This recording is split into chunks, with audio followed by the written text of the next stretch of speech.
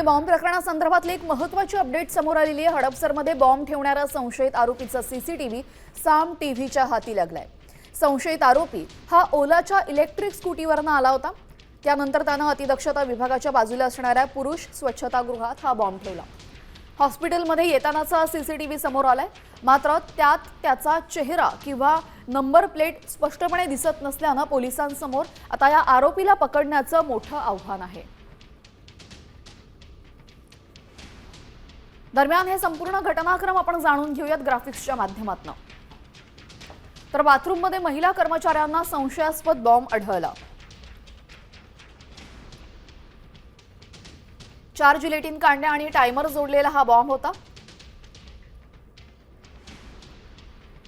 Doctor Gaikwad यांनी स्वतः bomb मोकळ्या जागेत नेला।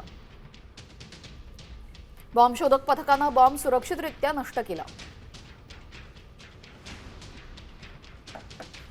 तर आता सीसीटीव्हीच्या आधारे पोलिसांनी या आरोपीचा शोध सुरू केलेला आहे।